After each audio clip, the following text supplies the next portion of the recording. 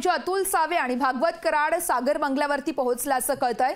छत्रपती संभाजीनगरच्या लोकसभा मतदारसंघासंदर्भात यावेळेस चर्चा केली जातीये। तर छत्रपती संभाजीनगरची जागा शिवसेनेला मिळणार की आता भाजपला जाणार, याकडे आता सर्वांच्याच नजरा लागून आहेत। कारण भाजप शिवसेनेत छत्रपती संभाजीनगरच्या जागेवरून रस्सीखेच पाहायला मिळते आणि त्याच अनुषंगाने सध्या आता भागवत कराड आणि अतुल सावे सध्या सागर बंगल्यावरती दाखल झाल्याचं कळतंय। तर सागर बंगल्यावरती सध्या आता याच जागेवरून खलबत सुरू असल्याचं देखील कळतंय। त्यामुळे आता ही जागा नेमकी कोणाकडे जाणार याकडे सर्वांचंच लक्ष लागून आहे।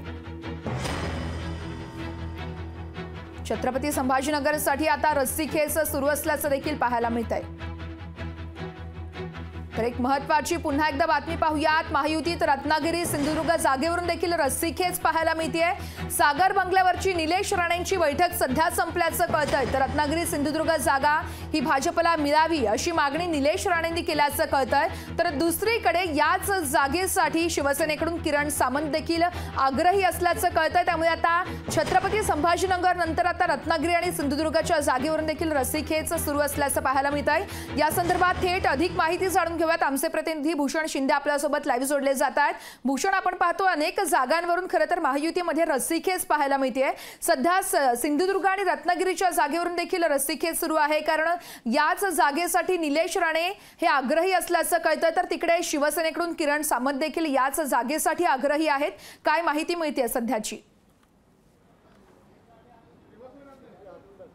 नक्कीच वर्ष, अजूनही महायुतीमध्ये अनेक जागांचा तिढा कायम आहे। पालघर असेल, नाशिक असेल, संभाजीनगर असेल किंवा अगदी सिंधुदुर्ग रत्नागिरी असेल, अनेक जागांचा तिढा अजूनही कायम आहे। प्रत्येक जागेवरून तिन्ही पक्षांमध्ये रस्सीखेच चालू आहे, तिन्ही पक्षांमध्ये चढाओढ सुरू आहे। त्यामुळे अजूनही सागर बंगल्यावरती अजूनही अनेक खलबतही आपल्याला पाहायला मिळत आहेत, सुरू असताना पाहायला मिळत आहेत।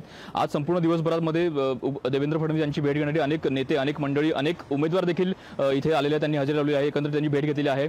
अनेक नाराज नटणारे असे देखील अनेक चेहरे आपल्याला पाहायला मिळाले आहेत। त्यामुळे अनेक खलबत होत असताना या संपूर्ण घडामोडींकडे आपलं लक्ष असणार आहे। त्यामुळे येत्या काळामध्ये नेमके कोणत्या घडामोडी देखील पाहणं महत्त्वाचं असणार आहे।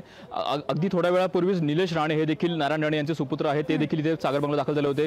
त्यांनी निघताना अशा प्रकारे प्रतिक्रिया दिली की ही संपूर्ण भेट सदिच्छा होती असं त्यांनी सांगितलं। मात्र ही संपूर्ण भेट सदिच्छा होती का राजकीय वळण देणार होती हे देखील अजूनही गुलदस्त्यात आहे। त्यामुळे येत्या काळामध्ये नेमकी उमेदवाराची माळ ही कोणाच्या गळ्यात पडते हे देखील पाहणं महत्त्वाचं आहे। सध्या तरी सागर बंगल्यावरती खलबत आपल्याला पाहायला मिळत आहेत। अगदीच भूषण, तुम्ही या संपूर्ण घडामोडींवरती असंच लक्ष ठेवून राहा। प्रत्येक अपडेट तुमच्याकडून जाणून घेतच राहणार आहोत। तुर्तास धन्यवाद तुम्ही दिलेल्या सविस्तर माहितीसाठी।